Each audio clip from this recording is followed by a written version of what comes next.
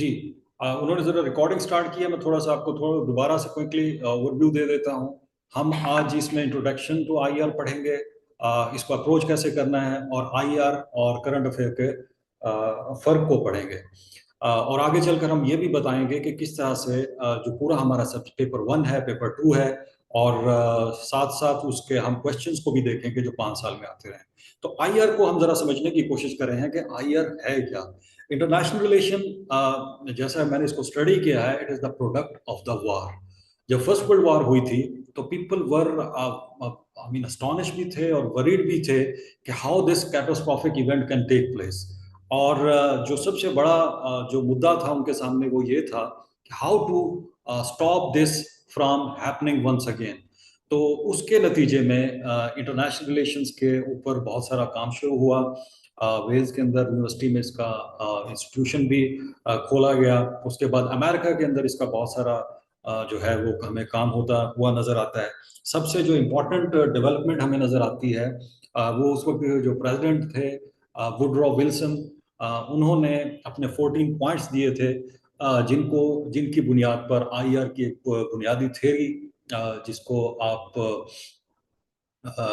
कह सकते हैं कि उन्होंने इंट्रोड्यूस कराई थी। तो जो हमारा जो सब्जेक्ट है इंटरनेशनल रिलेशंस, ये प्रोडक्ट है वार की, कि वार जो है वो क्यों हुई, वार होने की वजूहात क्या थी, वार होने के नतीजे में नुकसानात क्या हुए, कौन कौन से ऐसे रीजंस थी कि अगर हम उन रीजंस को कम्युनिकेट कर दिया जाए, अगर उन मसाइल को हल कर दिया जाए और फिर उसके लिए कुछ ऐसे इकदाम किए जाएं, तो ये जो वार है वो नहीं हो सकती।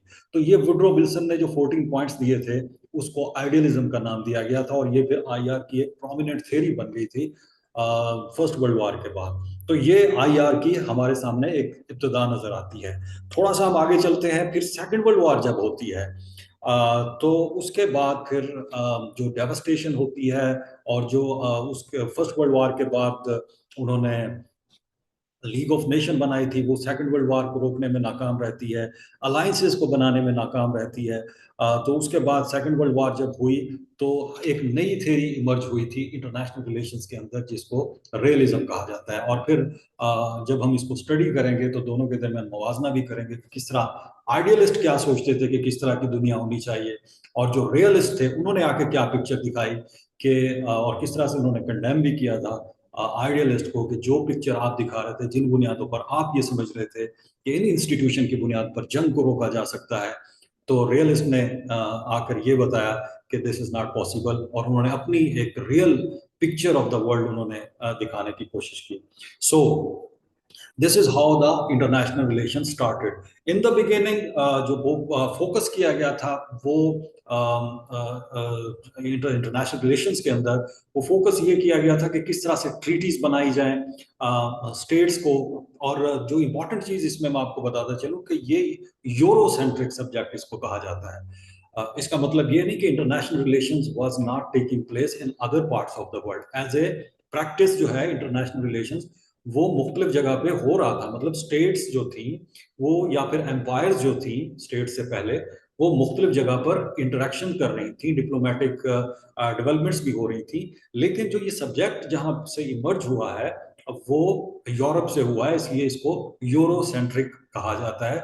और हमारा जो जितना सारे का सारा जो हमारा जो जो सारा पेपर 1 पढ़ेंगे, पेपर 2 पढ़ेंगे, उसका जितना सिलेबस है उसमें भी जो फोकस है वो हमें ज्यादातर उन थेरीज के ऊपर, उन कंसेप्ट के ऊपर और उन इश्यूज के ऊपर हमें ज्यादा नजर आता है जो कि यूरोप में हो रहा था, या फिर उसमें जिस तरह से अमेरिका इन्वॉल्व हुआ फर्स्ट वर्ल्ड वॉर और second world war, actually that happened over there.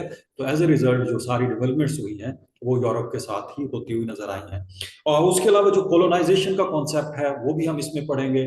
अब कोलोनाइजेशन की जो इब्तदा हुई है वो भी यूरोप से हो रही है, तो बहुत सारे लोगों को ये एतराज भी होता है कि इसको यूरोसेंट्रिक सब्जेक्ट करके क्यों पढ़ाया जाता है, because they were the one who started as a subject.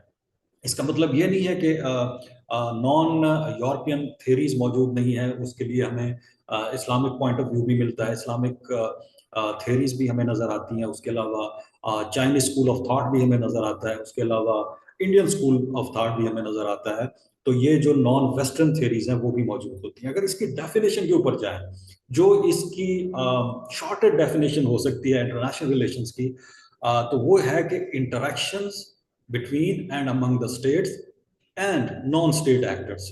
देखिए, जो स्टेट है ना, जैसे हम सब लोग बड़े हुए, हमने पढ़ा, हमारे सारी चीजें सीखी हैं, तो एक चीज जो हमें विरसे में मिली है वो कंसेप्ट ऑफ स्टेट मिला है।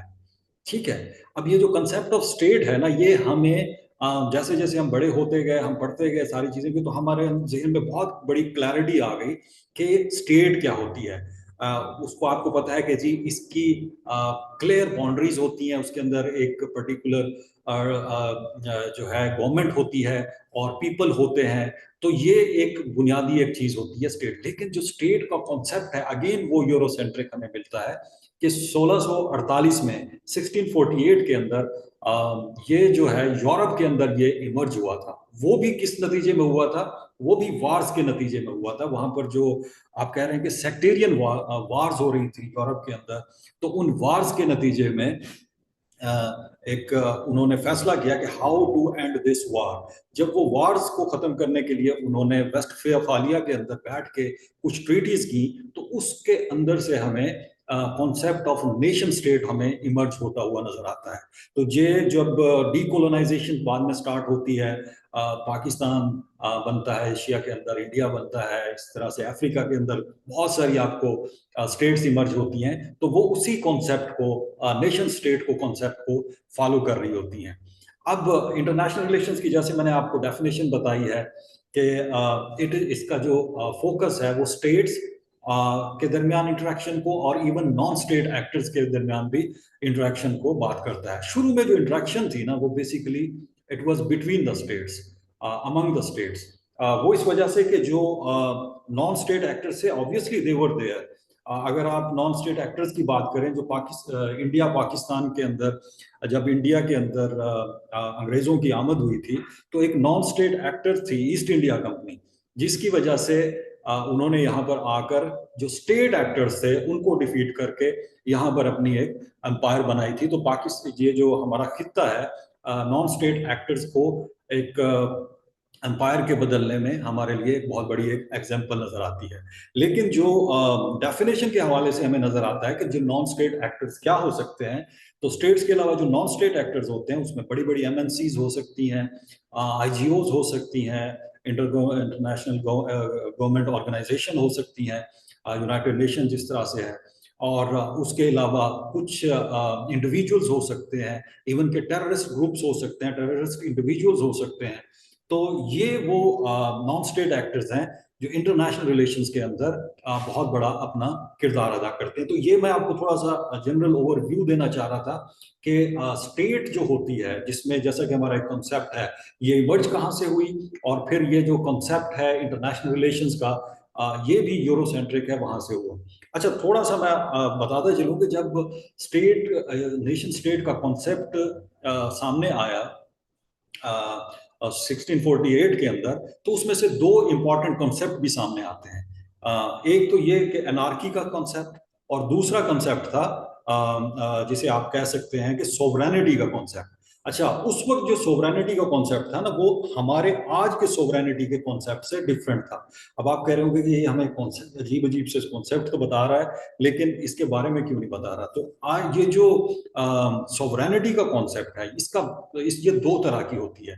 एक इंटरनल सोवरेनिटी होती है और एक एक्सटर्नल सोवरेनिटी होती है। 1648 में जो सॉवरेन था वो अवाम नहीं थी उसके अंदर। ये नहीं था कि जो जितने भी लोग स्टेट्स के अंदर रह रहे हैं तो वो सॉवरेन हो गए हैं। उस वक्त जो सॉवरेन का कॉन्सेप्ट दिया गया था वो एम्परर को दिया गया था, जो उस वक्त का, या फिर प्रिंस होते थे, उनको दिया गया था कि he is the one who can take decisions about everything within the state, about the people, about the governing bodies and about the governance system। वो सारे का सारा जो था वो उसका है। और दूसरा ये था कि नो अदर स्टेट और इंडिविजुअल और ग्रुप और इवन के जिसे आप कह लें कि जो पॉप है या फिर जो चर्च है, वो उसके अंदर इंटरफेरेंस नहीं करेगा। तो ये जो सोवरेनिटी का कॉन्सेप्ट है स्टेट की तरफ से, वो वहां से आया था। कोई स्टेट भी उसके अंदर इंटरफेरेंस नहीं कर सकती। Actually this is where states ने फिर दूसरी स्टेट के साथ इसकी बुनियाद के ऊपर अपनी इंटरेक्शन स्टार्ट की। तो अब हम थोड़ा सा आगे बढ़ते हैं। इंट्रोडक्शन तो हमने कर लिया कि किस तरह से ये सारा कुछ हुआ। अब हम थोड़ा सा ये कहते हैं कि जी इसको अप्रोच कैसे करते हैं। जैसे मैंने दो चीजें आपके सामने रखी थी। एक तो मैंने बात की कंसेप्ट की, और दूसरा होता है थेरीज। जब मैं ये कंसेप्ट क्या होते हैं और थेरीज क्या होती हैं, आगे चल के जब मैं ये कह रहा हूं कि हमें डिफरेंस कैसे पता चलेगा इंटरनेशनल रिलेशंस में और करंट अफेयर्स के दरमियान, तो ये जो कॉन्सेप्ट है और ये जो थेरीज हैं, कॉन्सेप्ट का मतलब क्या होता है। जैसे कि मैं अभी एक वर्ड यूज करता हूं power, when I say the word power और I say the word state, तो you people can immediately understand what am I talking about, I don't have to explain it. तो आपको सिर्फ एक वर्ड की बुनियाद के ऊपर आप उसके मीनिंग्स भी समझ चुके हैं, आप उसके कॉन्टेक्स्ट की भी आपको समझ आ जाती है, और आपको रिलेट भी कर लेते हैं कि where it is coming from. So तो इसका मतलब है कि जो ये कॉन्सेप्ट्स होते हैं, इसका काम क्या होता है कि ये सिंप्लीफाई कर देते हैं, सिंप्लीफाई कर देते हैं रियलिटी को। What do the concepts actually do? They simplify the reality, number one. और दूसरा थेरीज का क्या काम होता है, हमने वर्ड थेरीज का भी सुना हुआ कि थेरीज होती हैं। तो what is the job of the theory? Actually इनका काम ये होता है कि जो रेकरिंग पैटर्न्स ऑफ बिहेवियर होता है, ये उसको देख रहे होते हैं कि कोई चीज अगर बार बार हो रही है, बार बार एक चीज हो रही है, तो उसकी बुनियाद पर कुछ अजम्पशंस बना ली जाती हैं। रेकरिंग पैटर्न्स ऑफ बिहेवियर्स की बुनियाद के ऊपर अजम्पशंस जो बना ली जाती हैं। मिसाल के तौर पर जैसे हम आइडियलिज्म की बात करते हैं। अब आइडियलिज्म ये कहता है कि अगर स्टेट्स के दरमियान अगर आप चाहते हैं कि जंग नहीं होनी चाहिए, तो उसकी बुनियाद क्या है? उसकी बुनियाद ये है कि उसके लिए आप अगर इंस्टीट्यूशंस बना देते हैं, और इंस्टीट्यूशंस जो हैं वो डेमोक्रेटिक वैल्यूज को शेयर करते हैं, और जो दो दूसरी स्टेट्स हैं वो भी उन डेमोक्रेटिक वैल्यूज को अपनाती हैं, और जो ट्रेड है, फ्री ट्रेड सिस्टम को आप बढ़ाते हैं, तो उसके नतीजे में इंटरडिपेंडेंस बढ़ेगी, और इंटरडिपेंडेंस की वजह से जंग नहीं होगी। So this was their belief, यही उनकी अजम्पशंस थी, जिसके ऊपर उन्होंने अपने आइडियलिज्म की या फिर उसका लिबरलिज्म की थ्योरी हमें खड़ी हुई नजर आती है। लेकिन जब सेकंड वर्ल्ड वॉर हो गई, तो सेकंड वर्ल्ड वॉर में ये वाली जो अजम्पशंस थी, इनको रियलिस्ट ने आके खत्म कर दिया। सो आइडियलिस्ट ऑन वन साइड थे, वो भी अपनी थ्योरी दे रहे थे, उनके मुकाबले में आके रियलिस्ट ने इनको चैलेंज किया। इसको हम डिटेल में आगे चल के पढ़ेंगे जब हम थ्योरीज की बात कर रहे हैं। This is just for the introduction. तो रियलिस्ट ने क्या कहा? रियलिस्ट ने कहा कि जो आइडियलिस्ट हैं वो जितनी भी बात कर रहे हैं कि जी इंस्टीट्यूशंस बना दिए जाएं, ओपन ट्रेड कर दी जाए, म्यूचुअल जिसे कह लें कि इंटरेस्ट की बात की जाए, और फिर अगर इंस्टीट्यूशन होगा और कलेक्टिव सिक्योरिटी अगर हम उसके अंदर ले आते हैं, तो इससे क्या होगा कि इससे स्टेट्स जो है वो आपस में जंग नहीं करेंगी। तो उन्होंने कहा कि इसका नतीजा ये निकला, कि इसका नतीजा निकला फेलियर। सो फेलियर क्यों हुआ? Because of the second world war. तो सेकेंड वर्ल्ड वॉर ने साबित कर दिया कि जो आइडियलिस्ट वर्ल्ड है, जो आइडियलिस्ट जो अजम्पशंस थी, वो गलत साबित हुई। तो रियलिस्ट ने क्या कहा? रियलिस्ट अपनी अजम्पशंस के साथ या अपनी थ्योरी के अजम्पशंस के साथ सामने, उनकी अजम्पशंस क्या थी? अगर मैं इसको जैसे कह लेंगे थोड़ा सा मैं आपको एक्सप्लेन कर दूं। उन्होंने कहा कि जो ये दुनिया है, ये जो वर्ल्ड है जिसके अंदर हम रहते हैं, ये जो सिस्टम है, ये एनार्किक है, नंबर वन। और दूसरे नंबर पे जो स्टेट्स होती हैं वो अपने इंटरेस्ट को परसू करती हैं, नंबर टू। नंबर तीन, वो ये कहते हैं कि वो अपने इंटरेस्ट को जब परसू कर रही होती हैं, they do not care about the other states. और नंबर थ्री, उनका जो इमीडिएट गोल होता है वो पावर को हासिल करना होता है। और जब ये चीजें होती हैं, तो जितने भी इंस्टीट्यूशंस होंगे, चाहे वो यूनाइटेड नेशंस की शक्ल में हो, चाहे लीग ऑफ नेशन की शक्ल में हो, चाहे वो यूरोपियन यूनियन की शक्ल में हो, या जिस तरह के भी अगर आपके इंस्टीट्यूशंस होंगे तो they do not matter for them. अभी इसी की रियलिज्म की जो अगली शक्ल आई वो न्यू रियलिज्म में आई, तो उन्होंने जो वो अनार्की के कॉन्सेप्ट को जो रियलिज्म ने दिया था उसको बहुत ज्यादा उन्होंने फोकस किया। अब अनार्की का कॉन्सेप्ट क्या है? हमें अपेरेंटली ये लगता है कि जो अनार्की है तो अनार्की जो है, अनार्की का मतलब ये है कि हर तरफ जंग हो रही है, लड़ाई हो रही है, झगड़े हो रहे हैं और तबाही हो रही है। लेकिन ऐसा नहीं है। अनार्की का मतलब ये होता है कि there is no central authority. तो कोई किसी किस्म की सेंट्रल अथॉरिटी मौजूद नहीं होती। जस्ट लाइक एक स्टेट के अंदर जैसे पूरे का पूरा सिस्टम मौजूद होता है, एक सेंट्रल अथॉरिटी या सेंट्रल गवर्नमेंट मौजूद होती है और उसके लिए लेजिस्लेटिव मौजूद होता है, आपके ऊपर अदलिया मौजूद होती है, तो पूरा एक फंक्शन बॉडी, पूरी बॉडी जो है वो मौजूद होती है। और if any individual commits any crime तो उसको पकड़ने के लिए एग्जेक्टिव मौजूद होती है, फिर उसको अदालत में ले जाया जाता है और डिसीजन करता है। लेकिन जब हम इंटरनेशनल सिस्टम की बात करते हैं तो रियलिस्ट ये कहते हुए नजर आते हैं कि there is no central authority. दूसरा वो ये कहते हैं कि there is no 911, there is no 15 कि आप किसी स्टेट के साथ ऊपर कोई स्टेट हमला कर देती है तो वो फिर भागकर यूएन के पास जाएगा तो फिर जंग रुक जाएगी। तो वो ये कहते हैं कि there is nothing like that. आप जितने भी इंस्टीट्यूशंस बना लें, स्टेट्स जब अपने जिसे कह लें कि अपने इंटरेस्ट को हासिल करने की कोशिश करेंगी तो वो किसी भी स्टेट पे हमला कर सकती है। तो इसका क्या मतलब है कि system is anarchic, any time at any moment war can take place. तो ये जो उनका अनार्की का कॉन्सेप्ट है उसके बदले में वो ये हमें कहते हुए नजर आते हैं कि अगर ऐसा है, what the states are supposed to do then, तो फिर स्टेट्स को क्या करना चाहिए? तो वो ये कहते हैं कि जो स्टेट्स हैं उनको अपने आप को दिफाई तौर पर सिक्योरिटी अपनी को स्ट्रांग बनाना चाहिए। फिर उनको जाहिर है कि फिर वो कोई नई एक बड़ी ताकत होती है तो उसको चैलेंज करने के लिए दूसरी ताकत भी आती है, तो उसको रोकने के लिए फिर आप अलायंस भी बना सकते हैं। तो ये जो एक कंसेप्ट है जो हमें आइडियलिज्म और रियलिज्म में नजर आता है, तो it is the product of wars. तो दोनों जो कॉन्सेप्ट हैं वो हमें वार के कॉन्सेप्ट नजर आते हैं। सो अगेन मैं जब बात करता हूँ इसकी सब्जेक्ट की एज एन इंटरनेशनल रिलेशन, तो इंटरनेशनल रिलेशन का जो सब्जेक्ट है वो वार की प्रोडक्ट है। अब इसको हम कहते हैं कि जी अब हम इसको अप्रोच कैसे करें? तो इसको अप्रोच करने का तरीका सिंपल है।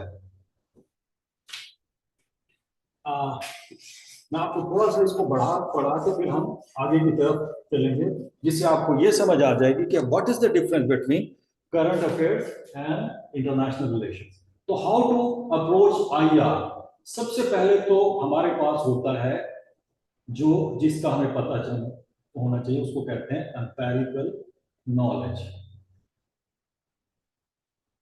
ओके, तो ये हमारे पास होना चाहिए। उसके बाद आ जाता है कंसेप्चुअल या थेरेटिकल नॉलेज। तो ये बेस होती है आपके आईआर को समझने के, जिसके जरिए से आप आईआर को समझ सकते हैं। जब हम अंपेरिकल नॉलेज की बात करते हैं तो इसमें हम क्या करेंगे? इसमें हम स्टडी करेंगे जितनी भी डिप्लोमेटिक हिस्ट्री है वो इसके अंदर आ जाती है, वार हिस्ट्री आ जाती है कि फर्स्ट वर्ल्ड वार है, सेकंड वर्ल्ड वार है, उसके अलावा डिप्लोमेसी इसमें अंदर आ जाती है, फॉरेन पॉलिसी मेकिंग इसके अंदर आ जाएगी, ये सारी चीजें, या फिर जितने इवेंट्स हो रहे हैं जिसको कि आप कहेंगे एम्पेरिकली आप जिनको डाटा को जमा कर सकते हैं, तो वो सारी चीजें ये एम्पेरिकल नॉलेज के अंदर आ जाएंगी। अगर आपने आईआर को अप्रोच करना है तो सबकी बुनियादी वजह जिसे कह के बुनियादी जरूरत यह है कि you should know what has been happening in the world and what is happening now in the world. तो और इसके बुनियाद पर आप तभी आप जो है आईआर को अप्रोच कर सकते हैं। लेकिन अब यहाँ पे सवाल आता है, ये it is very relevant to कि हाउ ये डिफरेंट हो जाएगा, इसमें आपको थोड़ी सी समझ भी आ जाएगी। अब आप देखते हैं कि अगर आप अल जजीरा को खोलें, आप बीबीसी को खोलें, आप सीएनएन को खोलें, अगर पाकिस्तान के अंदर आप हैं तो आपके पास मुख्तलिफ नेशनल टीवी चैनल्स हैं, तो आपके ऊपर बम्बारमेंट हो रही होती है इंफॉर्मेशन की। डिफरेंट इवेंट्स के हवाले से, इसराइल के हवाले से आपको पता चल रहा होता है क्या हो रहा है, यूक्रेन वार के हवाले से आपको पता चल रहा होता है। Every other day you are getting more and more information. So अगर आपके पास इतनी इंफॉर्मेशन आ रही है, तो how would you be able to make an assessment और make a judgement on the basis of this? तो as a student of international relation, you cannot simply rely on the empirical data. You need empirical data. You need the history of what has been happening in the past. You should know what was the First World, Second World War, Cold War, and all those events that have been taking place. And all you should know about all the institutions that have been made and are being built, और जितने भी system है, but that will not serve the purpose. इतनी ज्यादा अगर आपके पास information आ गई है, तो वो आप एक, हो सकता है एक जर्नलिस्ट तो बन जाए जो ही knows about the things and each and everything, but being an IR scholar या फिर आईआर स्टूडेंट को होने के लिए you need conceptual knowledge and the theoretical knowledge. जैसा कि अभी मैंने थोड़ी देर पहले आपको बताया कि कंसेप्चुअल और थ्योरेटिकल नॉलेज का फर्क क्या होता है। जो कंसेप्ट्स होते हैं वो आपको सिंप्लीफाई रियलिटी को करने में मदद देते हैं, और जो थियरीज होती हैं या थ्योरेटिकल नॉलेज होता है, वो they give you kind of a lens, या फिर इस तरह के ग्लासेस देते हैं जिसके जरिए से आप दुनिया को डिफरेंट तरीके से देख सकते हैं। Without having these glasses things would be half hazard. Without having these lenses, it will be difficult for you to understand what is happening around the world, क्योंकि इतनी ज्यादा इंफॉर्मेशन हो रही होती है, तो आपको एक पर्टिकुलर एंगल चाहिए होता है। जिस तरह हमने रियलिज्म की बात की, आइडियलिस्ट की बात की, तो idealist were looking the world differently. वो ये यकीन रखते थे कि जो ह्यूमन नेचर है ये कोऑपरेटिव है, they can come together with each other, cooperation बढ़ सकता है, और जो स्टेट्स हैं वो कलेक्टिव सिक्योरिटी की तरफ जा सकती हैं, और जो पीस है, ये पीस जो है परपीचुअल पीस की तरफ जा सकते हैं। उसका एक जो लिबरल्स हैं या आइडियलिस्ट हैं, उनकी तरफ से एक जिसे कह लें कि डेमोक्रेटिक पीस थीसिस भी उनकी तरफ से आता है, जिसको डीपीटी कहा जाता है। अच्छा, ये डीपीटी थी क्या देते हैं? वो कहते हैं कि अगर जो स्टेट्स हैं वो डेमोक्रेटिक होंगी, अगर उनके अंदर डेमोक्रेसी होगी, तो they will not fight with each other. This is what the idealist believe, या फिर लिबरल्स जो है वो इसके ऊपर यकीन रखते हैं कि जो डेमोक्रेटिक स्टेट्स होंगी वो एक दूसरे के साथ नहीं लड़ेंगे। और उसकी जो हमें एग्जाम्पल नजर आती है वो यूरोपियन यूनियन की शक्ल में नजर आती हैं, कि वो वाली स्टेट्स आप अगर देखें जिन्होंने फर्स्ट वर्ल्ड वॉर लड़ी, जिन्होंने सेकेंड वर्ल्ड वॉर लड़ी, they killed millions of people, they killed each other. Germany था, फ्रांस था, यूके था, और ये सारे के सारे बेल्जियम थे, उसके अलावा जितने भी आपका ईस्टर्न यूरोप था, वो सारे एक दूसरों को मार रहे थे, लड़ रहे थे। But again according to the liberals, कि उन्होंने फिर एक डेमोक्रेटिक पीस थीसिस की बुनियाद पर ये तय किया कि they will not fight with each other because they own the democratic system. जब तमाम स्टेट्स ने डेमोक्रेटिक सिस्टम को अपना लिया, तो फिर they are not going to fight with each other. तो इस कॉन्टेक्स्ट में जो आइडियलिस्ट हैं या फिर लिबरल्स हैं, वो हमें सक्सेसफुल होते हुए दिखाते हैं, नजर आते हैं। तो जब हम अगर लिबरल लेंस से अगर हम दुनिया को देखते हैं, तो हमें ये चीज नजर आती है। इसके अलावा एक बहुत बड़ी एग्जाम्पल हमें नजर आती है इराक वॉर की।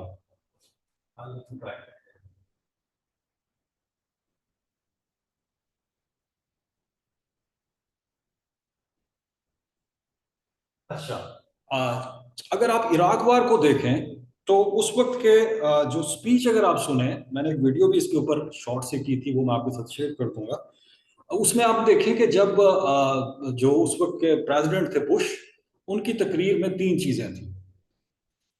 उन्होंने एक तो ये कहा था कि जी इराक के पास वेपन्स ऑफ मैस डिस्ट्रक्शन है, so that is a threat to United States and the rest of the world if that was there. तो रियलिस्ट पर्सपेक्टिव से देखें तो ये सिक्योरिटी का कंसर्न बन जाता है। सेकंड उन्होंने बात की, जो उन्होंने कहा था कि जो मोस्ट इंपॉर्टेंट थिंग चीज थी कि जो सद्दाम हुसैन है, the Saddam Hussain is supporting al Qaeda and the terrorist. तो अगेन सिक्योरिटी के पॉइंट ऑफ व्यू से रियलिस्ट पर्सपेक्टिव में ये बात हमें ठीक नजर आती है। तो रियलिज्म के पर्सपेक्टिव में आपको नजर आ रहा है कि ये जो चीजें इनके लिए थ्रेट है, और उन्होंने कहा कि they have ample evidence for that, कि इनके पास ये सारी चीजें हैं। सो अगर आप रियल एस्टेट लेंस से देखेंगे तो आपको लगेगा कि जो यूनाइटेड स्टेट्स ऑफ अमेरिका है, ये इसको अपनी सिक्योरिटी के लिए थ्रेट फील कर रहा है।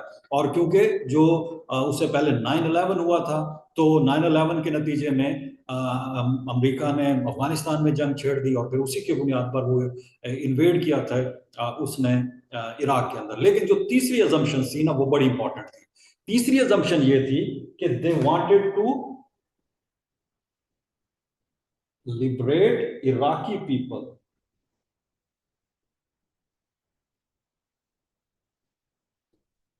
वो इराकी लोगों को लिबरेट कराना चाह रहे थे। किससे? एक डिक्टेटर से, सद्दाम हुसैन से। So that was an assumption जो आपको एक लिबरल माइंडसेट नजर आता है कि लिबरलिज्म के जो बिलीफ है उनका ये ख्याल है कि अगर हम एक स्टेट अगर डेमोक्रेटिक हो जाती है तो उसका नतीजा ये निकलेगा, उसके स्टेट के साथ एक तो इनके अच्छे ताल्लुकात हो जाएंगे, और जो उनका बिलीफ उस वक्त था कि if Iraq is liberated from Saddam Hussein, then there will be a domino effect.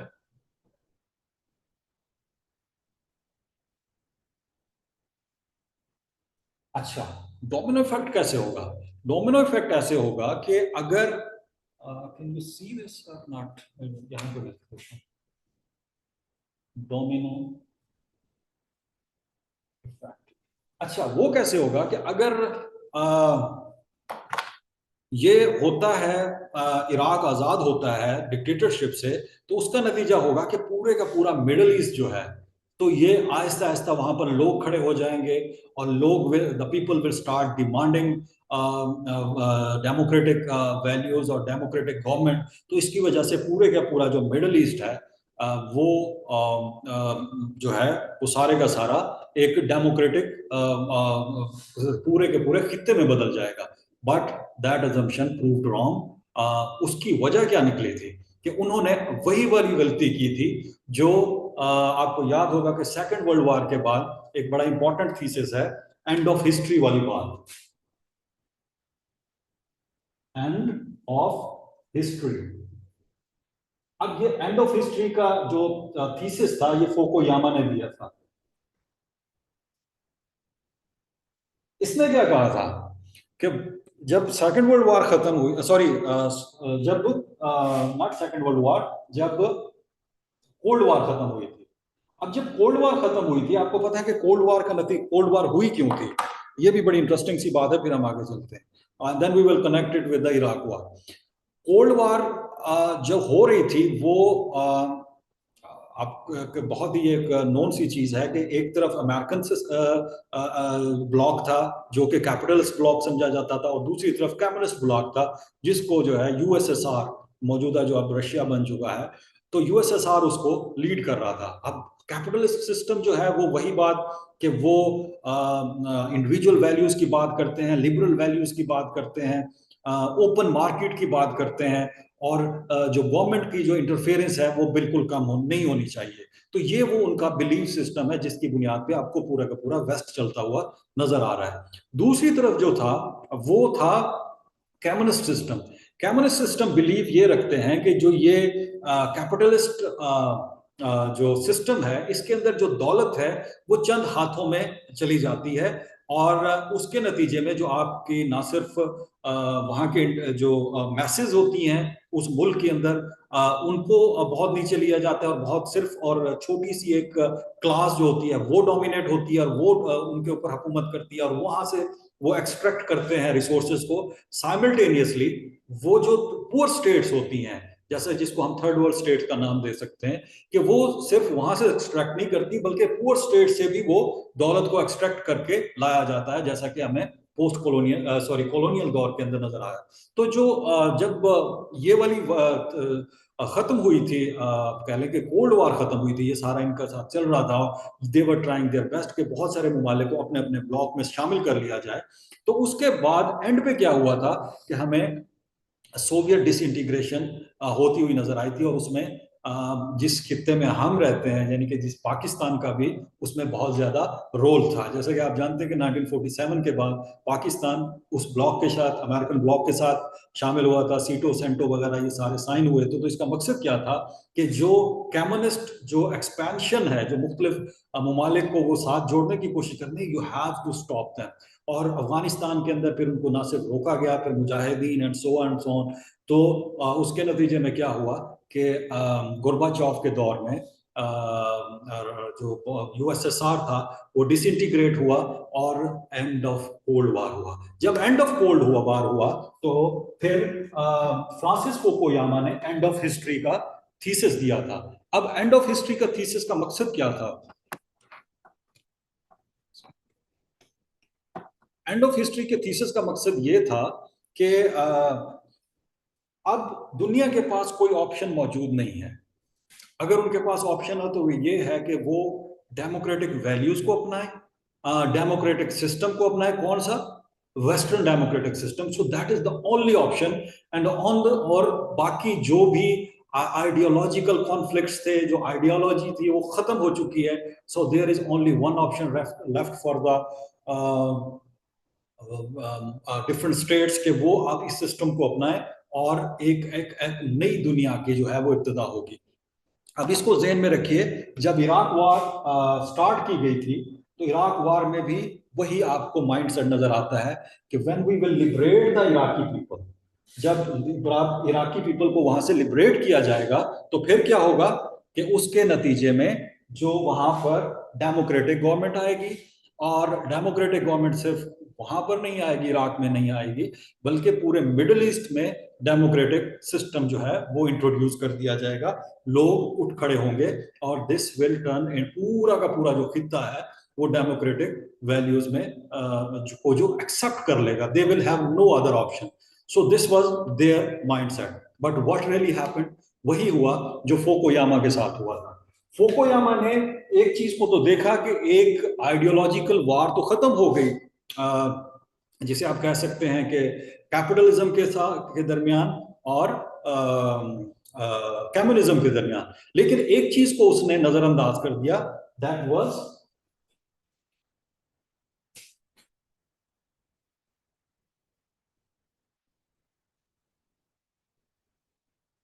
Nationalism.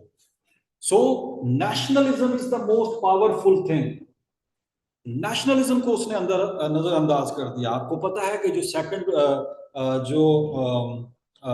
Second world war के बाद और एंड ऑफ कॉलोनियलिज्म, जो डीकोलोनाइजेशन स्टार्ट हुई थी, उसमें जो इंग्रेडिएंट ऑफ नेशनलिज्म था वो बहुत तगड़ा था। तो इनका जो ये माइंडसेट था कि शायद इराक के अंदर पता नहीं हमारी डेमोक्रेटिक वैल्यूज को अपना लिया जाएगा और हमें किसी किस्म का कोई जो है वहां पर रेजिस्टेंस का सामना नहीं करना पड़ेगा। एंड यू सा that what really happened in Iraq. They were not ready, people over there were not ready to accept the invasion from any other country. तो उसको उन्होंने एक्सेप्ट नहीं किया था। किसकी बुनियाद पर? नेशनलिज्म की बुनियाद पर। जो गलती आपको फोकोयामा करता हुआ नजर आ रहा है आपको कोल्ड वॉर के बाद, कि शायद ऐसा नहीं होगा कि जी अब सारी की सारी दुनिया जो है वो डेमोक्रेसी की तरफ चली जाएगी, तो दैट डिड नॉट हैपन। अगरचा ये जरूर हुआ कि आपको देखिए कि 2010 के अंदर मुख्तलिफ मिडल ईस्ट स्टेट्स के अंदर और कुछ अफ्रीकन स्टेट्स के अंदर कोशिश की गई कि वहां पर जो डेमोक्रेटिक रेवोल्यूशन को लाने की कोशिश की जाए। लेकिन मिस्र के अंदर वो नाकाम हुआ, बाकी जगहों पर भी नाकाम हुआ।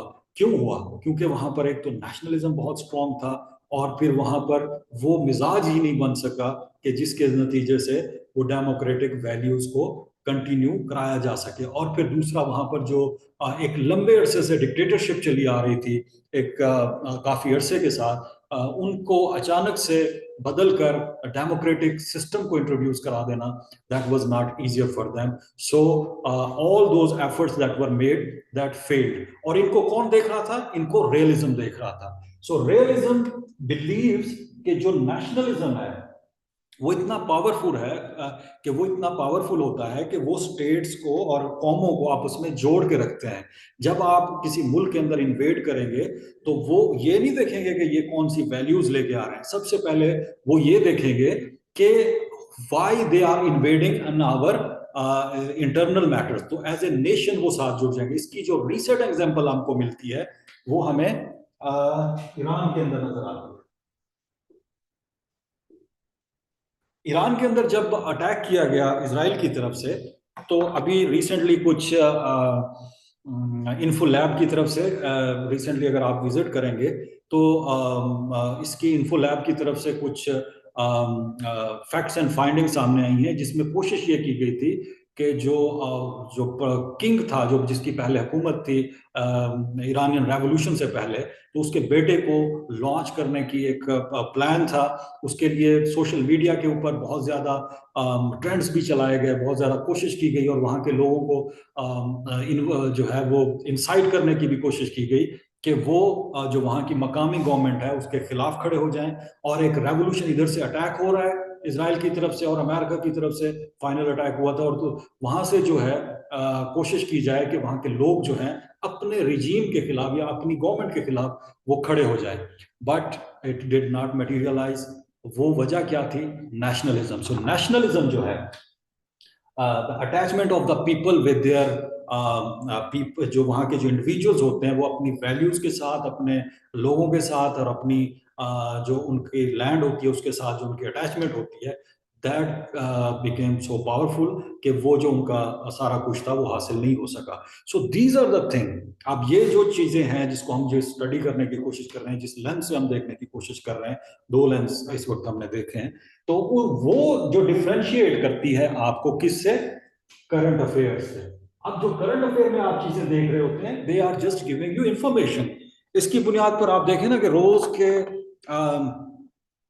टॉक शोज हो रहे होते हैं, कॉलम लिखे जा रहे होते हैं, आर्टिकल्स छप रहे होते हैं, लेकिन आप देखिएगा कि उसके अंदर आपको कोई इन डेप्थ एनालिसिस उस तरह का नजर नहीं आया जिसमें कोई कंस्ट्रक्ट नजर आ रहा हो, जिसमें किसी थ्योरी के एप्लीकेशन नजर आ रहा हो, जिसमें किसी खास नुक्ता नजर से या फिर खास एंगल से या फिर खास अदसे से उसको देखा जा रहा हो।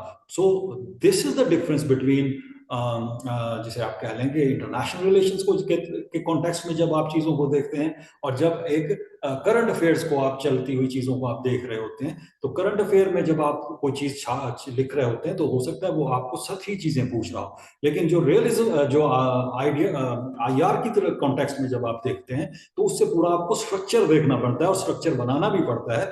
उस स्ट्रक्चर की बुनियाद पर आप देखते हैं, जैसे हमने रिसेंट वार की जिक्र किया, जो जो इन्वेजन हुई है इराक के अंदर, सॉरी जो अटैक हुआ है ईरान इराक के अंदर, so that attack realist believe कि ये जो अटैक किया गया है इट वाज अननेसेसरी, इसको करने की जरूरत नहीं थी।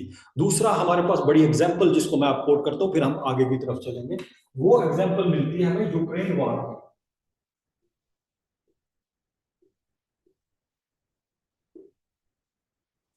अब यूक्रेन वॉर में अगर आप देखें कि वो जितनी भी स्टेट्स उसको सपोर्ट कर रही हैं वो डेमोक्रेटिक स्टेट हैं। वो ये कह रही है कि बिकॉज यूक्रेन के अंदर जेलेंस्की की हुकूमत है जो कि एक डेमोक्रेटिक प्रेसिडेंट है, डेमोक्रेटिकली इलेक्टेड प्रेसिडेंट है, तो हम उसको सपोर्ट कर रहे हैं। But the reason is different. Reason ये है कि they were going to include Ukraine into the NATO। अब NATO जो है,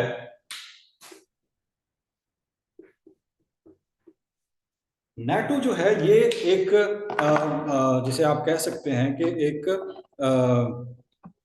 कलेक्टिव सिक्योरिटी का सिस्टम है, जिसकी बुनियाद पर अगर किसी एक स्टेट के खिलाफ कोई अग्रेशन होती है तो तमाम स्टेट उसको प्रोटेक्ट करेंगे।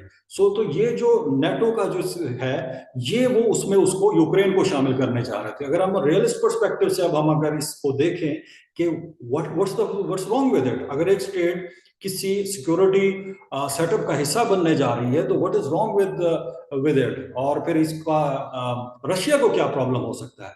तो अगर रियलिस्ट पर्सपेक्टिव से आप देखेंगे तो ये बहुत बड़ा सिक्योरिटी का थ्रेट वो फील करते हैं, बल्कि रशिया इसको कहता है कि ये मेरे लिए एग्जिस्टेंशियल थ्रेट है। उसकी वजह क्या है? उसकी वजह ये है कि अगर कोई किसी स्टेट का एक बॉर्डर हो और उस बॉर्डर के ऊपर आप किसी ऐसे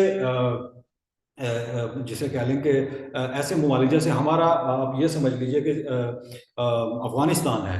अब पाकिस्तान कभी भी ये नहीं चाहता, कभी भी ये नहीं चाहेगा कि अमेरिकन सॉरी जो इंडियन की सपोर्टिव गवर्नमेंट भी यहाँ पर आ जाए, यानी कि ये जो गवर्नमेंट है इसके ताल्लुकात इतने बहुत अच्छे हो जाएं इंडिया के साथ, और फिर इंडियन मिलिट्री जो है वहां वहां पर उनके साथ इनका कोई पैक्ट हो जाए और वो वहां पर आके बैठ जाए। अगर आप ये देखें थोड़ी सी, अगर आप हिस्ट्री में नजर दौड़ाएं तो आपको पता चलेगा कि जब 9/11 हुआ और उसके बाद जो democratic government, so called democratic government, या क्योंकि डेमोक्रेटिक गवर्नमेंट तो होती है रिप्रेजेंटेटिव गवर्नमेंट, जो वहां पर इंट्रोड्यूस कराई गई थी, तो उन गवर्नमेंट्स के साथ पाकिस्तान, ना वो गवर्नमेंट्स पाकिस्तान को पसंद कर रही थी और ना ही पाकिस्तान के उनके साथ अच्छे ताल्लुकात बन पाए। दूसरी तरफ वही जो गवर्नमेंट जो थी, हामिद करजई की गवर्नमेंट थी या दूसरे की गवर्नमेंट थी, वो सारी की सारी गवर्नमेंट बहुत ज्यादा अलाइन थी किसके साथ? इंडिया के साथ। उसके नतीजे में पाकिस्तान फेल्ट ऑफेंडेड। अब वो क्या हो रहा था? अगर जब पाकिस्तान 9/11 के बाद वार ऑन टेरर में हिस्सा तो था, लेकिन पाकिस्तान पे आप देखिए कि अमेरिका की तरफ से ये इल्जाम लगता हुआ नजर आता था कि पाकिस्तान जो है वो एक तरफ हमारे साथ तो सपोर्ट भी कर रहा है, लेकिन साइमल्टेनियसली वो तालिबान को भी उसकी तरफ से सपोर्ट मिलती हुई नजर आती है।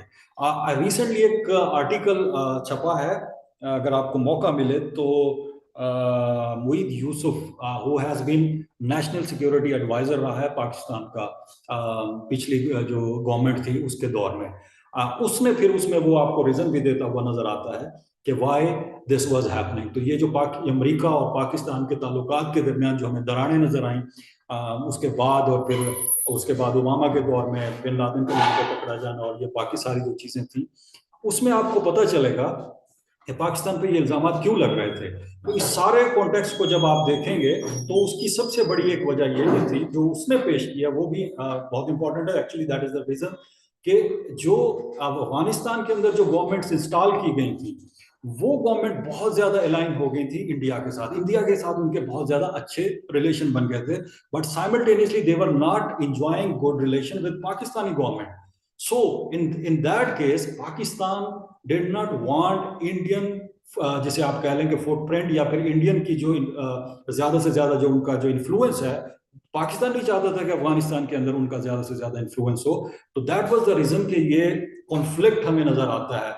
जो मुशर्रफ के ऊपर इल्जाम लगता है कि जी एक तरफ ये वार ऑन टेरर भी लड़ रहा था और दूसरी तरफ अफगानी जो तालिबान थे उनके लिए भी वो सपोर्ट करता हुआ नजर आता है। तो ये वाली जो चीजें हैं ये नजर आती हैं। अब आए वापस आते हैं हम यूक्रेन की तरफ। अब यूक्रेन फील्स एग्जिस्टेंशियल थ्रेट कि अगर सॉरी इसकी तरफ रशिया की तरफ, ये Russia feels existential threat. Why?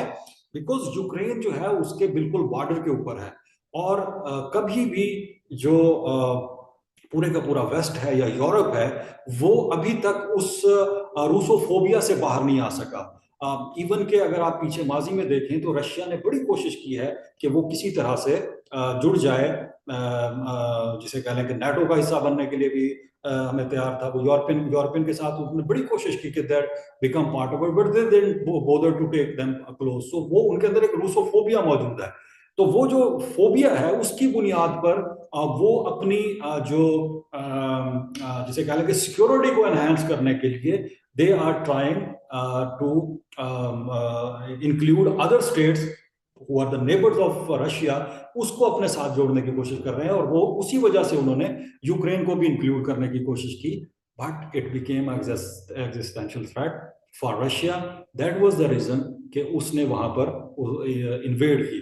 Now what the realist believe, realist ये कहते हैं कि जो रशिया कर रहा है realistically Russia is doing right thing. Ukraine should never have decided to go and join the NATO. अभी तो उन्होंने ज्वाइन तो नहीं किया लेकिन उसको डिसाइड भी नहीं करना चाहिए था। क्यों? कि अगर वहां पर आप खुद सोचिए कि एक मुल्क यूक्रेन इस जो कंट्री है वो एक बफर जोन का एक किरदार अदा कर रहा है काफी हद तक। अगर उसके बॉर्डर के ऊपर आप आके लगा देंगे, मिसाइल लगा देंगे, और उसके अलावा एंटी मिसाइल सिस्टम वहां पर आप लॉन्च कर देंगे, तो ये फिर उसको जो रशिया है उसको लगेगा कि ये हमारे खिलाफ वार हो रही है। No, you can make understand कि जब आप इसके आईआर के पर्सपेक्टिव में आप चीजों को देख रहे होते हैं, you go into the deeper, जिसे कह लें कि एनालिसिस में आप जाते हैं, और आप ये देखते हैं कि ये हमें किस कॉन्टेक्स्ट में देखना चाहिए।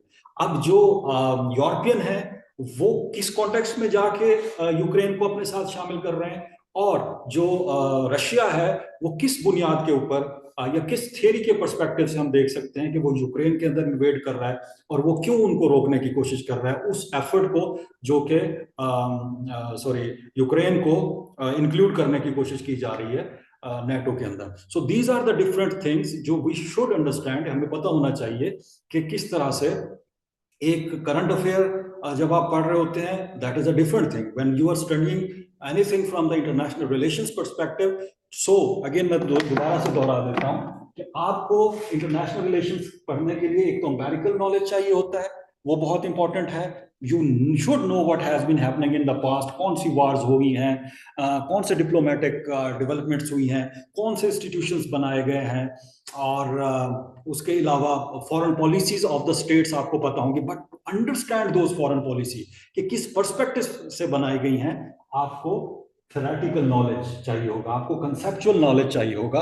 On the basis of that theoretical knowledge, on the basis of that conceptual knowledge, you would be able to understand in a broader picture. अब जैसे मैंने पहले कहा कि जो थेरीज होती हैं वो बिल्कुल ग्लासेस की तरह होती हैं, देखने की एंगल्स होते हैं डिफरेंट, दुनिया को डिफरेंट तरीके से देखने के। जिस तरह से रियलिज्म और आइडियलिज्म या लिबरलिज्म की मैंने आपको छोटी सी एक एग्जांपल दी है, इसको डिटेल में हम तब आगे चल के पढ़ेंगे।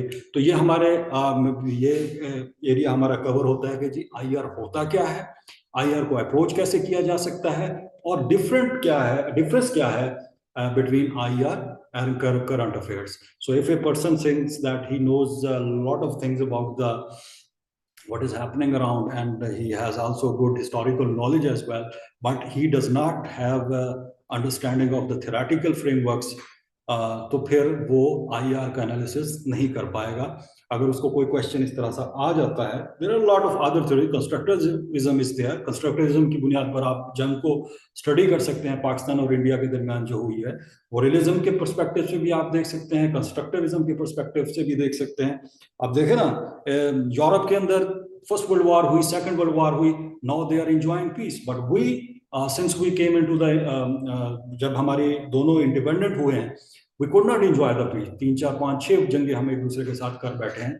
तो जो कंस्ट्रक्टिविज्म है वो हमें बताता है कि ये मसला सिर्फ इसका नहीं है कि एक ताकत जो है वो दूसरी को थ्रेटन करती है, या फिर एक को जो एनार्की की वजह से ये इस तरह कुछ होता है, बल्कि कंस्ट्रक्टिविज्म तो ये कहता हुआ नजर आता है कि anarchy is what state make of it, कि एनार्की वही होती है जो स्टेट उससे कर लेते हैं। So it is the problem with the perception, it is the problem with the identity. So we personally जो पाकिस्तान है वो अपनी आइडेंटिटी को डिफरेंट तरीके से पेश करता है, इंडिया अपनी आइडेंटिटी को डिफरेंट तरीके से पेश करते हैं।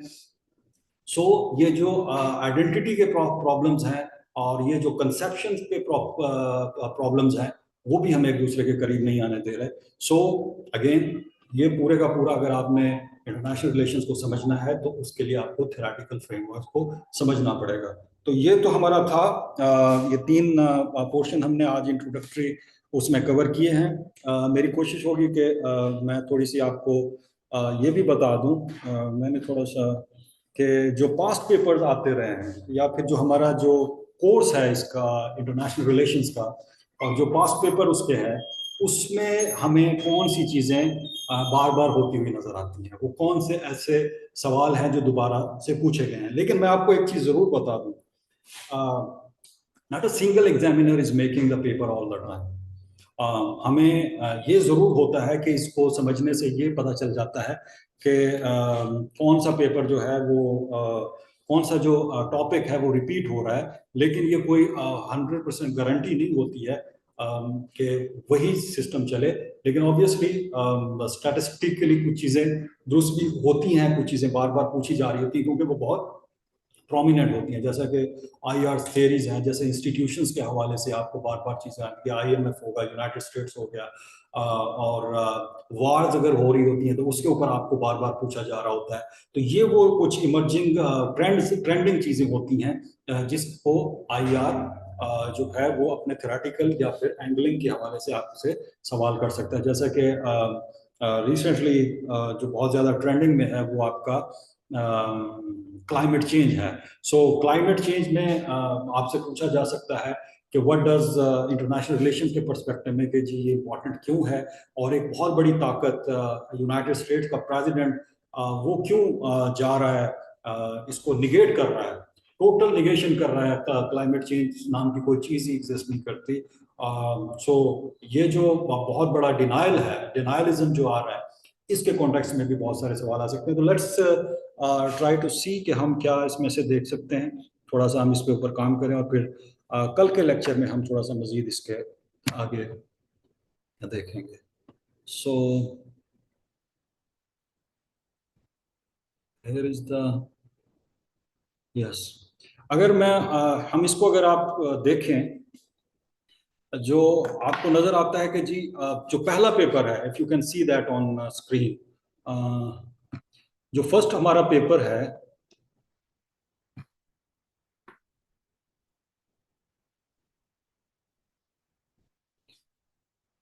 फर्स्ट पेपर में आप अगर आप देखेंगे तो आपको जो चीज़ें नज़र आती हैं वो इंट्रोडक्शन टू इंटरनेशनल रिलेशंस नज़र आता है कि उसमें क्या चीज़ें हैं। वो आपसे पूछ सकता है कि आईआर है क्या, इसका स्कोप क्या है, इंटरनेशनल रिलेशंस का नेशन स्टेट सिस्टम क्या है, और एवोल्यूशन ऑफ इंटरनेशनल सोसाइटी। तो ये हमारा जो फर्स्ट पोर्शन कवर करता है।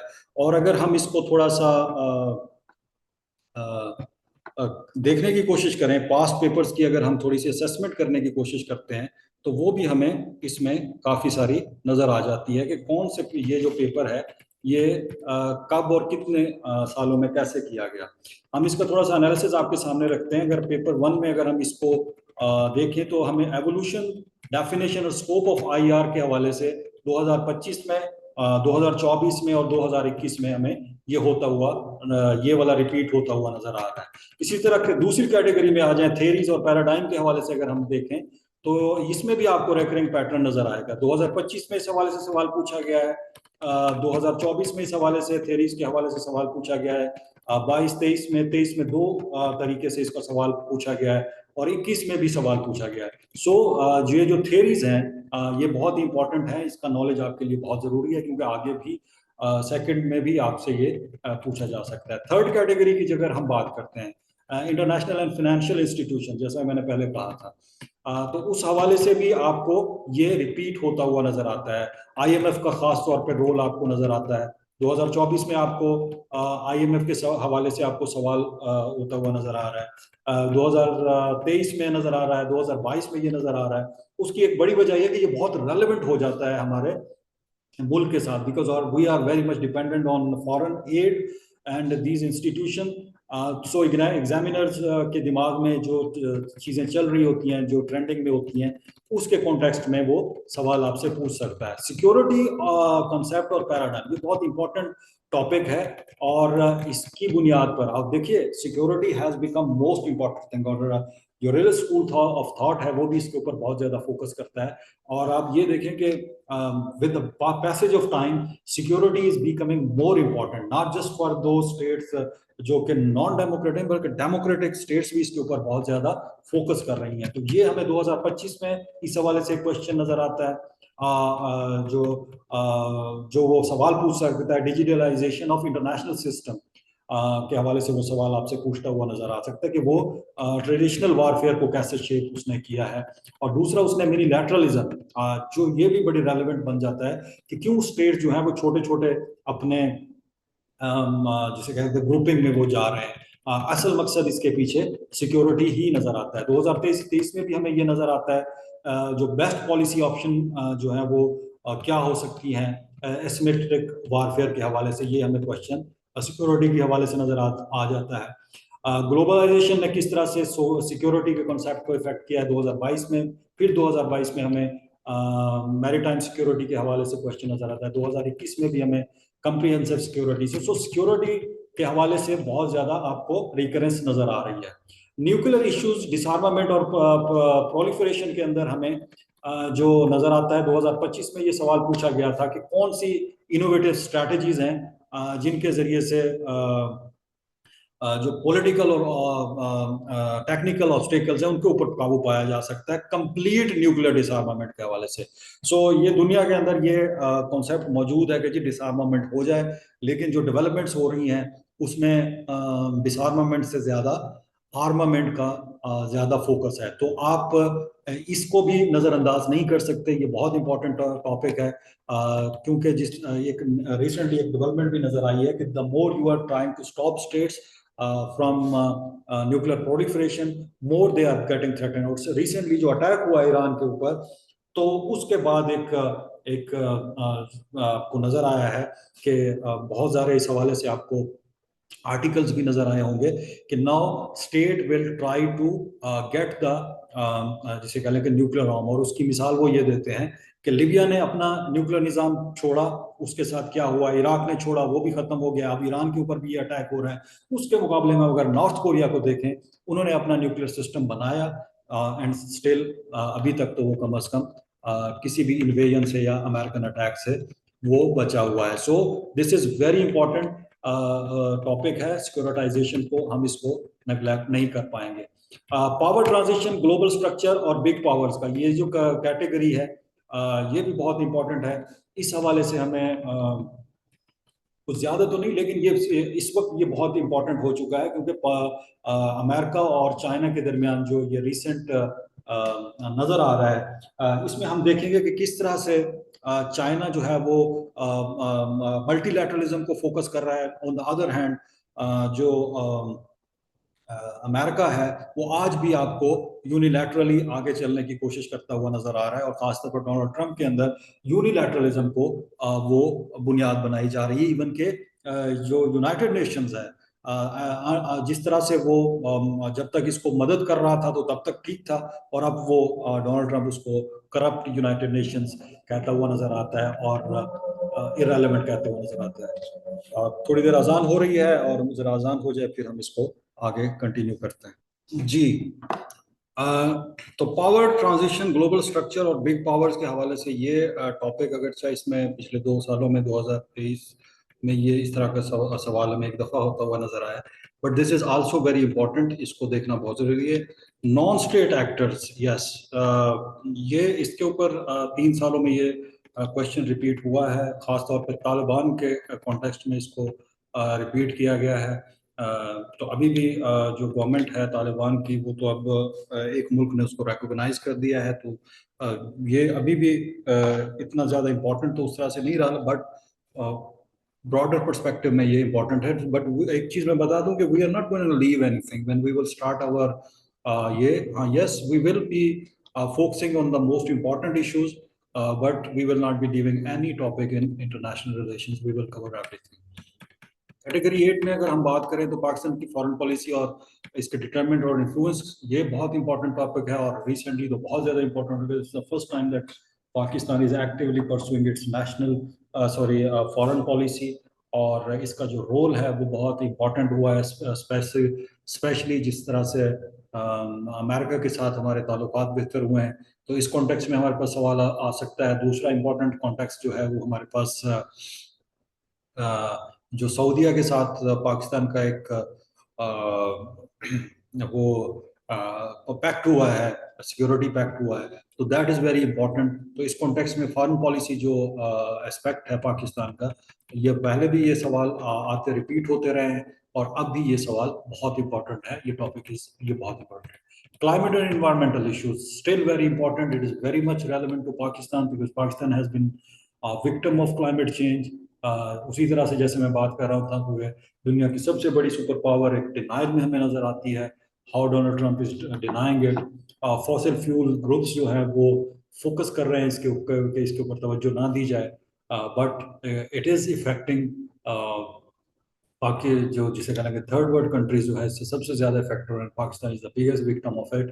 तो ये आपके लिए इंपॉर्टेंट टॉपिक है, climate change and how it is affecting the rain जो साइकिल है उसको किस तरह से इफेक्ट कर सकता है। तो ये एक इशू हमारे सामने आ सकता है, ये भी बहुत इंपॉर्टेंट है। Conflict revolution and international law, ये बड़ा इंपॉर्टेंट है। अब देखिए इसको कॉन्टेक्स्ट में ये आ सकता है कि जो यूनाइटेड नेशंस है, हाउ इट वाज जिसे कह लें कि disgraced by Donald Trump by standing with in the premises of United States, sorry United Nation, कि किस तरह से उसने उसको कहा कि United Nation has become corrupt, बिल्कुल ये काम नहीं कर पा रही है। तो इसका बड़ा अच्छा एंगल ये बनता है कि who is not letting United nation work.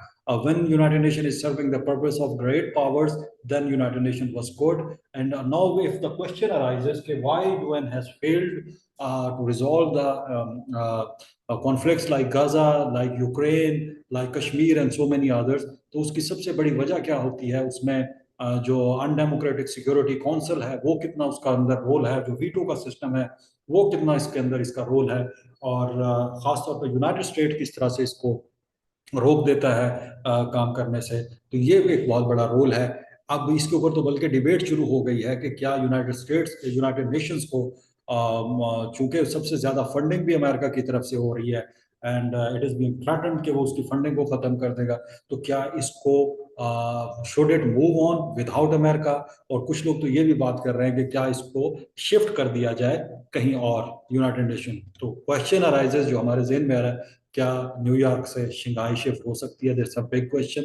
So role of United Nation remains very important in the context of unilateralism by United States and specially Trump. तो इस कॉन्टेक्स्ट में ये बड़ा इंपॉर्टेंट है, इसको आप देखिएगा। मिसलिनियस और यूनिक टाइप ऑफ क्वेश्चंस भी आते रहते हैं, उसमें जैसे जिसे आप गर्ड कह सकते हैं, ग्रैंड इथोपियन रिनाइसेंस डैम के हवाले से। लेकिन एक्चुअली हमने एक और एंगल आपको पढ़ाना है जब हम कल इसको करेंगे कि हम आईआर को स्टडी किस पैटर्न से करेंगे, तो हम उसमें कॉन्फ्लिक्ट एंड कॉपरेशन की एक जो है ना थीम को लेके चल सकते हैं। सो ये जो इथोपियन डैम है ये बेसिकली ये भी उसी का हिस्सा है कि किस तरह से वाटर क्राइसिस जो है वो प्रॉब्लम क्रिएट हो रहे हैं। और अफ्रीका के अंदर अगर एक मुल्क नाइल के ऊपर डैम बना रहा है, रिवर के ऊपर, तो वो किस तरह से इजिप्ट के लिए प्रॉब्लम क्रिएट हो सकता है और इजिप्ट की तरफ से क्या रिएक्शन हो सकता है। तो अगेन ये कोई बाहर से नहीं आ जाती चीजें, ये कॉन्फ्लिक्ट और कॉपरेशन के अंदर से ही होती है, ये आईआर का एक हिस्सा होता है। But unfortunately that we are not giving too much attention towards the African जैसे अफेयर्स की तरफ नहीं होता ज्यादातर हमारा फोकस, या तो मिडिल ईस्ट के ऊपर होता है या फिर यूरोपियन कॉन्टेक्स्ट में देखा जा रहा होता है। तो जो अफ्रीकन अफेयर्स होते हैं वहां से भी कभी कभी आपको सवाल इस तरह से आ सकते हैं, but that is doesn't mean that it is out of IR question. ये अगेन वो फिर आ गया है एक सवाल जो कि जी argued that democratic country pursue peaceful foreign policies, support your answer with concrete example of where do they really do that. तो इसमें आप अपने इसकी फेवर भी कर सकते हैं और तो उसको भी कर सकते हैं, जिस तरह से ये डीपीटी हमने बताया था कि डेमोक्रेटिक पीस थीसिस की बुनियाद पर वो ये कहती हैं कि जो डेमोक्रेटिक स्टेट होती हैं वो आपस में नहीं लड़ती, लेकिन क्या उनकी फॉरेन पॉलिसी पीसफुल होती है? क्या यूनाइटेड स्टेट्स की फॉरेन पॉलिसी पीसफुल है? क्या इंडिया की फॉरेन पॉलिसी पीसफुल है? Very debatable. क्या पूरे यूरोप की जो जो कि डेमोक्रेटिक वैल्यूज का, नॉर्म्स का चैंपियन समझे जाते हैं, क्या उनकी जो फॉरेन पॉलिसी होती है वाकई पीसफुल होती हैं? So that kind of question जो है वो भी इंपॉर्टेंट हो सकते हैं। इसमें आपको यूनाइटेड स्टेट्स की फॉरेन पॉलिसी से भी क्वेश्चन आ सकता है, रशियन फॉरेन पॉलिसी तो सारा वो एक सेपरेट हो जाता है, लेकिन इस तरह के क्वेश्चन भी आ सकते हैं, but they doesn't mean that it is out of IR के बाहर से कोई उन्होंने भेज दिया। दूसरा उन्होंने जो इम्पोर्टेंट सवाल किया है कि जी हार्ड पावर और सॉफ्ट पावर का कॉन्सेप्ट इंटरनेशनल पॉलिटिक्स के अंदर, ये भी मिसीलियन क्वेश्चन है, ये कोई बाहर से क्वेश्चन नहीं है, it is part of our course. तो ये इस तरह के क्वेश्चंस हमें आ सकते हैं। रोल ऑफ इकोनॉमी, ये इंटरनेशनल पॉलिटिकल इकोनॉमी का टॉपिक है जो हमारे कोर्स का हिस्सा है। सो ये भी आप देख सकते हैं। पेपर 2 को अगर हम देखें तो US China competition and global power tension के हवाले से अभी भी बहुत इंपॉर्टेंट है। दो गुज़श्ता सालों में इसलिए इंपॉर्टेंट हो गया था कि बाइडेन के दौर में खास तौर पे जो एशिया पैसिफिक है उसको बहुत ज़्यादा इंपॉर्टेंस दी गई थी। आपको याद होगा कि क्वाड की शक्ल में और आकस की शक्ल में जो है चाइना को कंटेन करने के लिए उसके ऊपर बहुत ज़्यादा फोकस किया गया था। तो इट स्टिल रिमेन्स अमेरिका और चाइना के दरमियान जो है अभी भी कंपटीशन मौजूद है। इंडो पैसिफिक में एक बुक है वॉकिंग आउट, मुझे उसके ऑथर का याद नहीं आ रहा ना, कि जो ट्रम्प की पहली हुकूमत थी उसके अंदर Trump doesn't want to continue जिसे आप कह लें कि funding the its allies in Indo Pacific के अंदर नहीं करना चाह रहा, और उसकी हमें एक झलक इंडिया के कॉन्टेक्स्ट में भी नजर आती है।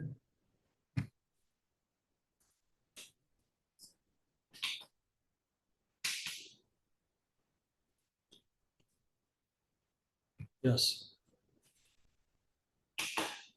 उसकी हमें एक झलक जो है इंडिया के कॉन्टेक्स्ट में भी नजर आती है कि व्हाई इंडिया इज बीइंग जिसे आप कह लें कि ignored by United, not just ignored but rather being जिसे कह लें कि slapped with the sanctions, slapped with the tariffs. तो ये जो उसके ऊपर लग रहा है उसकी वजह क्या है कि India is America is walking out of that kind of mind set के, जो किस तरह से हमने उसको इंडो पैसिफिक में इसको इस तरह से इंडिया की मदद से कंटेन करना है।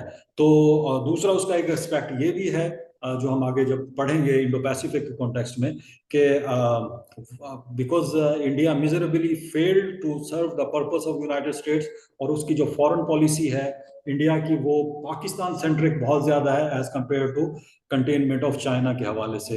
तो ये भी एक रीजन है। तो इस तरह का क्वेश्चन हमें पाकिस्तान और इंडिया के कॉन्टेक्स्ट में आ सकता है कि वेदर स्टिल अमेरिका जो है यूनाइटेड स्टेट्स है can continue to make alliances against America in Indo Pacific. तो that is very important question. इसको इसमें से पॉसिबिलिटी है कि वो आ सकता है। Ukraine war still continues, you can say that. इसके ऊपर आपको दो जो है वो 2024-23 में भी आया, बल्कि 2023 में क्वेश्चन आया तो उसमें मीर शाइमर का नाम लिया गया था। John Mearsheimer is neo realist, जो कंस्ट्रक्टिव, जो कि अनार्किक सिस्टम के ऊपर बहुत ज्यादा उसको वो करता है। वो किस तरह से जॉन मीरशाइमर जो है वो यूनाइटेड स्टेट को ब्लेम करता है यूक्रेन के क्राइसिस के हवाले से, रियलिस्ट पर्सपेक्टिव के हवाले से। तो ये रियलिज्म का सवाल है जो आपको नजर आ रहा है पेपर 2 के अंदर। ये बड़ा इंपॉर्टेंट सवाल है। तो इस हवाले से भी आ सकता है। यूक्रेन के हवाले की वार चूंकि स्टिल इट कंटिन्यूज, और इसमें जो एक और एंगल है वो एंगल बहुत इंपॉर्टेंट है, वो हमें नजर आता है मिनरल्स डिप्लोमेसी के अंदर, कि हाउ डोनाल्ड ट्रंप जो है वो इस वार को अपने गेन्स के लिए यूज कर रहा है और अपने मकासद के लिए इस्तेमाल कर रहा है, और अपनी जो उसकी एक ऑब्सेशन है with rare earth metals to compete with China. So in that context जो हम इस हवाले से कोई सवाल पॉसिबिलिटी आ सकती है, लेकिन ये एंगल है, इसके अलावा भी आ सकता है solely based on the Ukraine crisis. So that is very important. Third category में अफगानिस्तान के रिलेटेड अगर कोई आ सकता है तो उसमें एक जो इंपॉर्टेंट स्टेटमेंट इस दफा आई है, to gain back the Bagram airbase. अब रियलिस्टिकली अगर देखा जाए तो इट इज नॉट पॉसिबल। उसकी वजह जो इंपॉर्टेंट है वो ये है कि America has left Afghanistan. Coming back will be very difficult for America कि वो आके वापस गेन हासिल कर ले, अपना कंट्रोल हासिल कर ले बगराम एयरफोर्स का, जैसा कि वो ये चाहता है कि उसके चाइना के ऊपर, चाइना को कंटेन करने के लिए इसके ऊपर नजर रख सके। बिकॉज अफगानिस्तान को एक तो रशिया ने रिकॉग्नाइज कर लिया है, चाइना ने अगर रिकॉग्नाइज तो नहीं किया, लेकिन उसकी जो जिसे आप कह सकते हैं कि उसके साथ जो ताल्लुकात हैं, चाहे वो डिप्लोमेटिक हो, चाहे वो इकोनॉमिक हो, चाहे वो माइनिंग का कोई काम हो, चाहे वो कोई इंफ्रास्ट्रक्चर के हवाले से, they are very close to the Afghan government in this context, and Afghan government has outrightly rejected it. But still, this is very important. What are the possibilities? What are those options that America can offer to the Afghan government या Taliban government को, अगर वो उसके साथ कोई बातचीत करता है, इन्वेड अगर वो करता है, तो that would be a biggest blunder by Trump, and I don't think that Trump is gonna do that, but if he does, तो वो एक नया फिर एक ना खत्म होने वाली जंग हो सकती है। डिप्लोमेटिकली वो क्या कर सकता है कि डिप्लोमेटिकली अगर देखें तो उसको फिर उसकी प्राइस पे करनी पड़ेगी। नंबर वन, तालिबान गवर्नमेंट को रिकॉग्नाइज करना पड़ेगा।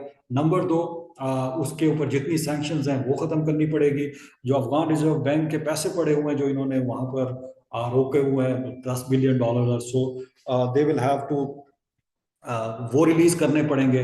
और फिर उसके अलावा इसके जो रिलेशंस हैं बाकी स्टेट के साथ, वो भी करने पड़ेंगे। अब क्या ये ऑफर अमेरिका की तरफ से आ सकती है कि अफगानिस्तान को अपने करीब करने के लिए वो उसके साथ डिप्लोमेटिक रिलेशंस को बहाल करे और बाकी सारी चीज़ें भी करे। और मोस्ट इम्पॉर्टेंट ये भी होगा कि वो वहाँ पर अपनी फंडिंग दे उनको, बहुत ज़्यादा उनको अपनी जो एड है, जिसकी यूएस एड को तो ट्रम्प ने ख़त्म कर दिया है। इफ़ ये अगर उनको ऑप्शन देता है तो फिर इसको बहुत बड़ी मिकदार में इनको एड भी फराहम करनी पड़ सकती है। अब ये भी एक एंगल है जिसके ऊपर कॉन्टेक्स्ट में देखा जा सकता है। चाइना, अफगानिस्तान, रशिया और अमेरिका के कॉन्टेक्स्ट में अफगान रिलेशंस क्या हो सकते हैं, और पाकिस्तान का उसमें क्या रोल पॉसिबल हो सकता है। रिसेंट जो विजिट्स हुए हैं पाकिस्तान प्राइम मिनिस्टर के और एफएम मतलब आपका जो फील्ड मार्शल्स हैं, उसके हवाले से कोई पॉसिबल क्वेश्चन इस हवाले से आ सकता है, तो ये देखना बहुत जरूरी है। पाकिस्तान इंडिया रिलेशंस, जिसको आप कह लेंगे एवरग्रीन टॉपिक है, यू कांट मिस दैट, चाहे वो करंट अफेयर्स में हो चाहे इंटरनेशनल रिलेशंस में हो। बट फर्क सिर्फ इतना होता है कि you have to look the things from certain perspective. जैसा हमने पहले भी कहा था कि इसमें जो अभी जो इम्पोर्टेंट हो गया है, वो जो रिसेंट वार हुई है पाकिस्तान और इंडिया की, ये एक एसिमेट्रिक वार थी। इसके अंदर कोई पॉसिबल जो अगर ये वार होने से पहले कोई अगर आप तज्ज़िये उठाकर देखें तो उसमें आपको यही नजर आता है इट इज पॉसिबल कि अगर इंडिया ने हमला कर दिया तो पाकिस्तान वुड भी उसके पास कोई और ऑप्शन ही नहीं होगी कि वो न्यूक्लियर की तरफ चला जाए। लेकिन कन्वेंशनल वार के अंदर इंडिया को इमीडिएटली रिटेलिएट करके उसको डिफीट करना, डिफीट इन अ सेंस कि उसको जवाब देना, और उसके 6 जहाज़ों का जिस तरह से क्लेम किया जा रहा है, इवन के जो अब इंडियन एनालिस्ट हैं वो भी इसको एक्सेप्ट कर रहे हैं कि जो लॉस हुआ है वो बड़ा डैमेजिंग हुआ है।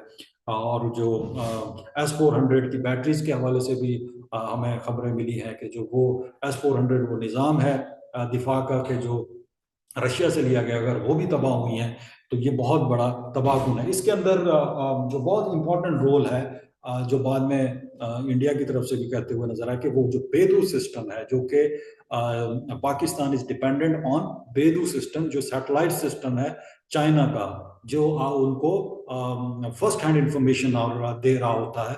तो वो बड़ा इंपॉर्टेंट उसने रोल प्ले किया है कि जो भी मूवमेंट हो रही थी इंडियंस की, तो Pakistan already knew where they are moving and they were telling them what where they are actually. तो यहाँ से वो बड़े बेबस हुए हैं। तो ये इसका बहुत बड़ा इंपॉर्टेंट रोल है जो आपका सैटेलाइट सिस्टम है। पाकिस्तान इसके ऊपर शिफ्ट हो चुका है। Pakistan is not dependent on American satellite system. और जो पाकिस्तान और चाइना की जो एक दूसरे के ऊपर इंटरडिपेंडेंस है, और जो मोर देन 80% आपका जो जैसे आप कह लें कि जो आपके जो वेपन्स हैं वो वहाँ से आ रहे हैं, तो अमेरिका के ऊपर लीस्ट डिपेंडेंस है। On the other hand Indian dependence जो है वो मल्टीपल ममालिक के ऊपर है, इसराइल के ऊपर है, अमेरिका के ऊपर है, और रशिया के ऊपर बहुत ज़्यादा है।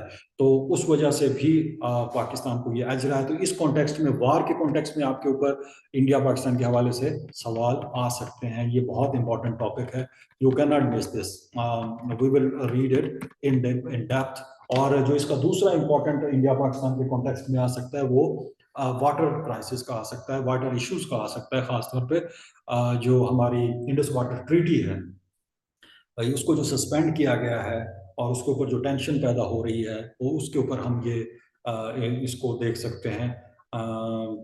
कश्मीर के कॉन्टेक्स्ट में भी बहुत वो हमारा एक चल रहा है कि किस तरह से उसने 370 को 35A को उसने एब्रोगेट किया और उसको ख़त्म किया, और उसके बाद फिर जो स्टेटस है और वो उसके ऊपर क्या पॉसिबिलिटीज़ हैं, क्या मेजर्स ली जा सकती हैं।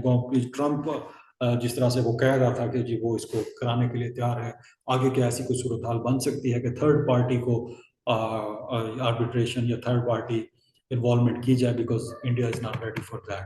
और एक और भी टॉपिक आपके पास आ सकता है कि दोनों ममालिक के दरमियान जो प्रॉब्लम्स हैं, जो उनको कैसे रिजॉल्व किया जा सकता है, वो कौन सी ऐसी डिप्लोमेटिक मेजर्स हैं जिनके ज़रिए से दोनों ममालिक एक दूसरे के करीब आ सकते हैं।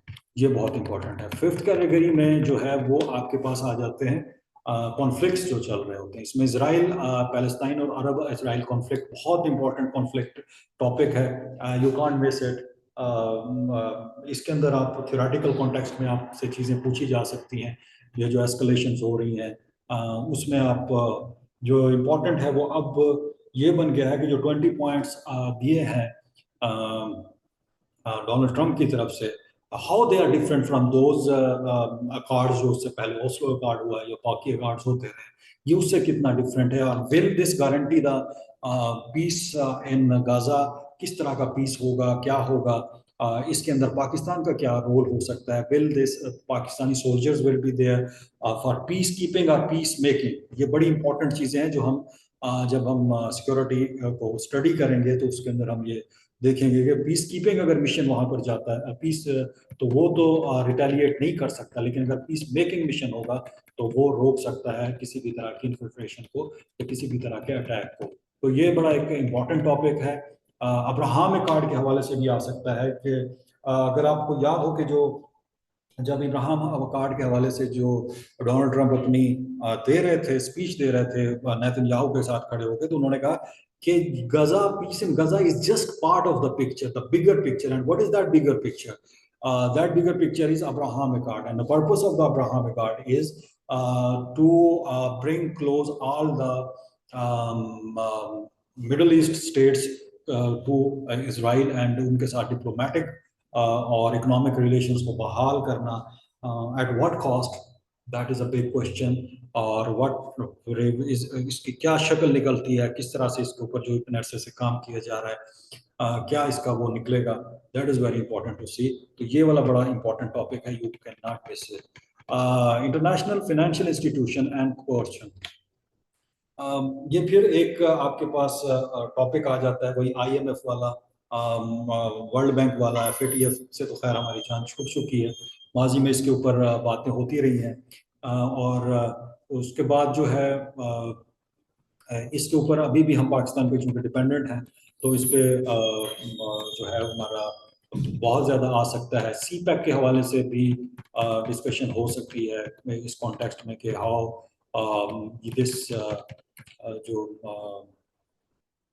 क्या हमारा जो सी पैक है उसके नतीजे में हमारा जो एनर्जी पाकिस्तान की पॉलिसी है, उस कॉन्टेक्स्ट में भी कोई सवाल आ सकते हैं। बट दैट इज मोस्टली जो है वो आईएमएफ के कॉन्टेक्स्ट में ही आता है। सी पैक के कॉन्टेक्स्ट में अगर आता है तो उसमें अभी जो अमेरिका के साथ हमारे जो मिनरल्स के कुछ हो रहे हैं, एग्रीमेंट्स हो रहे हैं, हाउ पाकिस्तान विल जो है ना इसके दरमियान में कैसे बैलेंस मेंटेन कर पाएगा या क्या चीज़ें होंगी, दैट इज़ वेरी इंपॉर्टेंट, इस कॉन्टेक्स्ट में आ सकता है।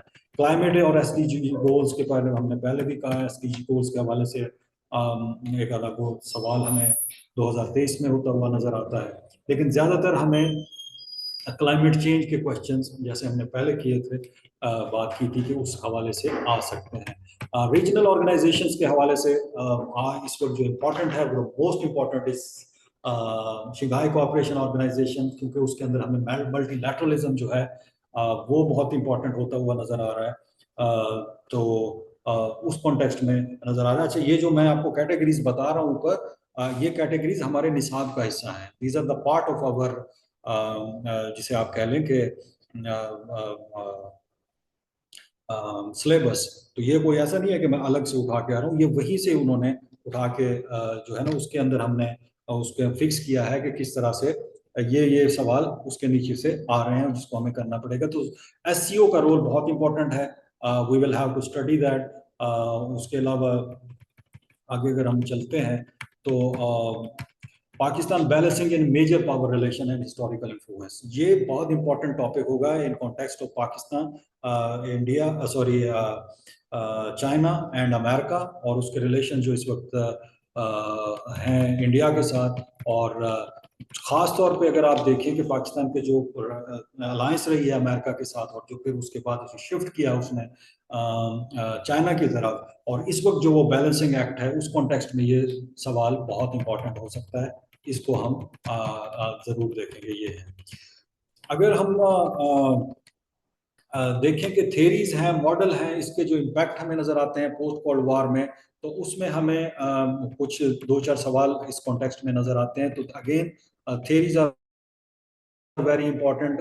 एंड ऑफ हिस्ट्री और हंटिंगटन के हवाले से भी, एंड ऑफ हिस्ट्री का जैसे मैंने आपको फोको बताया है, तो ये कोई ज़्यादा सवाल हमें होते हुए नज़र नहीं आए, ये एक आधा सवाल ही हमें उसका नज़र आया है। लेकिन हम इसको पढ़ेंगे ज़रूर, खासतौर पर हंटिंगटन का जो क्लैश ऑफ सिविलाइजेशन है वो बहुत इंपॉर्टेंट है। जो रिसेंट रीअलाइनमेंट हो रही हैं, जो रिसेंट से नए जो चीज़ें बन रही है, उसमें ये इंपॉर्टेंट हो सकता है हंटिंगटन के क्या उसका जो बिलीफ था कि सिविलाइजेशन कितनी है और वो किस तरह से क्लैश कर सकती हैं।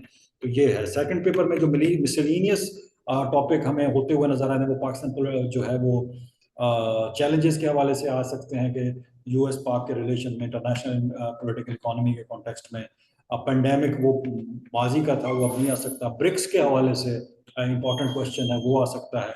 ओवरऑल अगर हम असेसमेंट करें तो जो ज़्यादातर है वो फोकस किया गया है, वो आपके थ्योरेटिकल चीज़ों के ऊपर फोकस किया गया है। जो रिपीट हुए हैं वो थेरीज के ऊपर ही ज़्यादातर सवाल हुए हैं। फॉरेन पॉलिसी डिटर्मिनेंट्स के हवाले से रिपीट हुए हैं।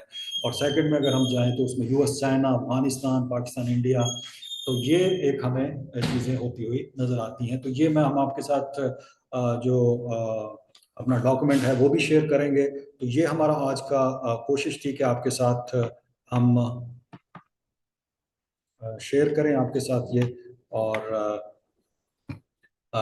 कि what the international relation is, and how we can approach it, how international relation is different from the current affairs, and what were the questions that were repeated in the past, and what would be our strategy, कि किस तरह से हम इसको लेके चलेंगे, उसको हमने उसके ऊपर बात की है। If you have any queries, you could ask that, and this is the end of our lecture today. Most probably tomorrow we will be coming with a new lecture. Thank you so much.